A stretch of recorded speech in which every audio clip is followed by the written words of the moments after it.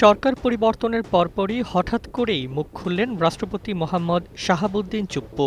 তিনি সরাসরি অন্তর্বর্তী সরকারের সাবেক প্রধান উপদেষ্টা ও অন্যান্য উপদেষ্টার দিকে অভিযোগের আঙুল তোলেন। টানা ১.৫ বছর বঙ্গভবনে বন্দি দশায় থাকা রাষ্ট্রপতি এবার মুখ খুলে বললেন কিভাবে তার উপর নানা ষড়যন্ত্র চালানো হয়েছিল এবং সেই সময় ৩ বাহিনীর কড়া নিরাপত্তা ও বিএনপির সমর্থন ছাড়া পরিস্থিতি নিয়ন্ত্রণে রাখা সম্ভব হতো না।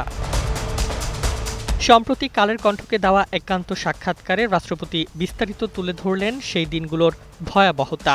তিনি জানান ২০২৪ সালের ২২ অক্টোবর বঙ্গভবন ঘেরাওয়ের সময় সেনাবাহিনী ৩ স্তরের নিরাপত্তা দিয়ে পরিস্থিতি নিয়ন্ত্রণে রাখতে হয়েছে।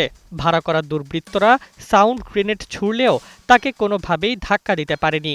এমনকি বিএনপি ও তাদের জোট সঙ্গীরা সাংবিধানিক ধারাবাহিকতা রক্ষায় তাকে সমর্থন জানিয়েছিলেন, যা অন্তর্বর্তী সরকারের অপসারণ চেষ্টাকে ব্যর্থ করে দেয়।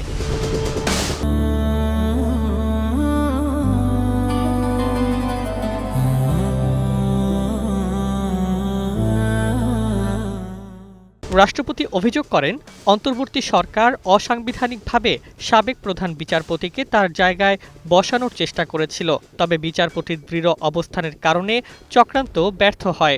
এছাড়া প্রধান উপদেষ্টা তাকে নিয়মিতভাবে তথ্য জানাননি। বিদেশ সফরে যাওয়ার আমন্ত্রণও আটকে দেওয়া হয়। কসোভো ও কাতারের সামিটে অংশগ্রহণের আমন্ত্রণ থাকলেও তাকে বাধা দেওয়া হয় এবং পররাষ্ট্র মন্ত্রণালয় থেকে একটি খসড়া চিঠি চাপ দিয়ে দেওয়া হয়। দেশের গুরুত্বপূর্ণ অনুষ্ঠানে অংশগ্রহণও সীমিত রাখা হয়। এমনকি বিশ্ববিদ্যালয়ের সমাবর্তন অনুষ্ঠানে যেতেও তিনি বাধাগ্রস্ত হন। রাষ্ট্রপতি আরও অভিযোগ করেন, এক উপদেষ্টার হস্তক্ষেপে বিশ্বের বিভিন্ন দেশে বাংলাদেশের হাইকমিশন ও কনসুলেট থেকে তার ছবি রাতারাতি নামানো হয়, যা তার অপসারণের প্রথম ইঙ্গিত হিসেবে দেখা হয়। বঙ্গভবনের প্রেস উইং কার্যত অচল করে দেওয়া হয়।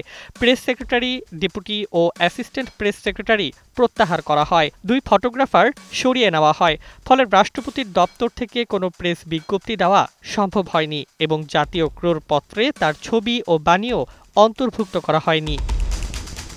রাষ্ট্রপতি মোহাম্মদ শাহাবুদ্দিনের কথায় এইসব পরিস্থিতিতেও ৩ বাহিনী এবং বিএনপি তাকে সাহস দিয়েছেন।